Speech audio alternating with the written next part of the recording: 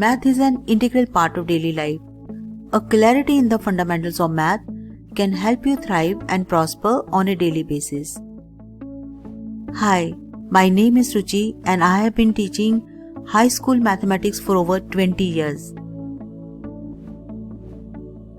In this pre-algebra arithmetic course, I will start with an introduction to number system basics and progress into an in-depth study of all the operations that are performed on them.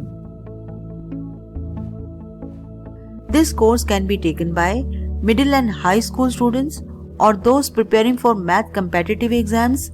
It is also for anyone who wants to study math after being away from school for a while. This course will take you through integers, factors and multiples, fractions, BODMAS, decimals, rational numbers, approximation, estimation and scientific notation, and other topics like percentage, ratio and proportion, profit, loss, discount, and tax, amongst many others. There are more than 65 lectures in this course, which also have assignments, lots of quizzes, and test papers to help you understand the topic thoroughly. So if you want to build strong foundation of math or want to brush up your basics after a long gap, then this course is for you, and I hope you will join me.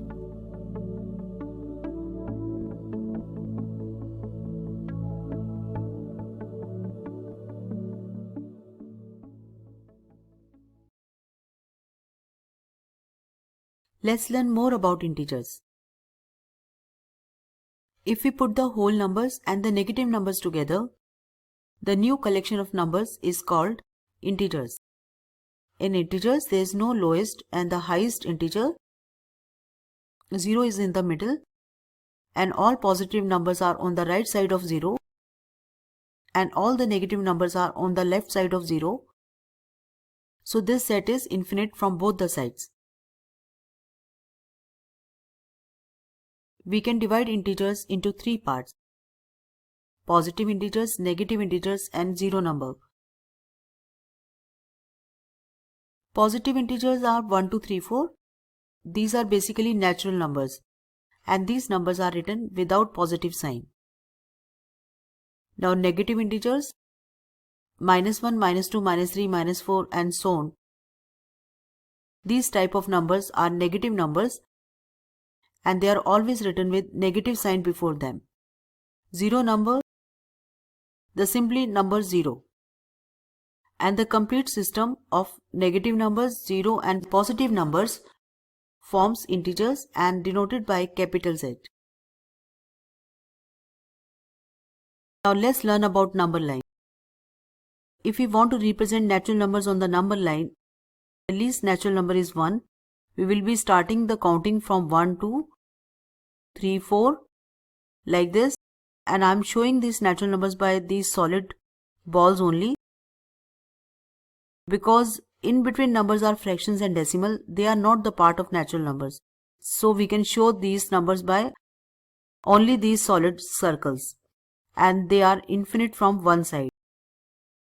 But if we want to represent whole numbers on the number line, then we have to start from 0.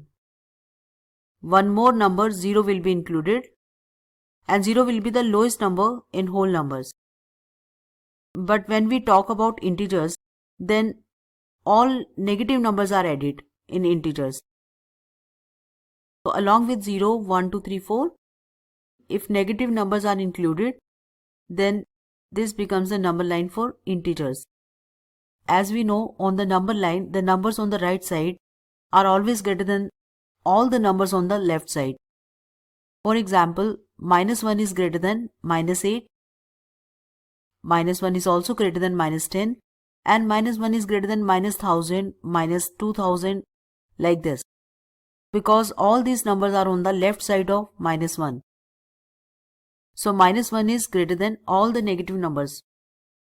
And 0, because 0 is on the right side of the negative numbers, so 0 is greater than all the negative numbers. Also, 0 is on the left side of every positive number. So 0 is smallest than every positive number. Also, all the positive numbers are on the right side of all the negative numbers. So all the positive numbers are greater than all the negative numbers. So from this number line, we observe that 0 is simply an integer, neither positive nor negative. 0 has no sign. Every negative number is on the left side of 0. So 0 is greater than every negative number. And negative numbers are on the left side of all the positive numbers. So all the negative numbers are smaller than every positive number. 0 is on the left side of all positive numbers. So 0 is smaller than all the positive numbers. And every left side number on the number line is smaller than number on the right side. Thus minus 1000 will be smaller than minus 100. If we consider minus 1000 and minus 3, then minus 3 will be greater than minus 1000 because minus 1000 is going to be on the left side of minus 3. Similarly, minus 10,000 will be smaller than minus 500. Negative 10,000 will be on the left side of negative 500. So in negative numbers, greater number with negative sign is actually a smaller. So in integers, we observe that bigger number with negative sign is actually smaller number than the smaller number with the negative sign. With the help of an example, let's learn how to compare the integers.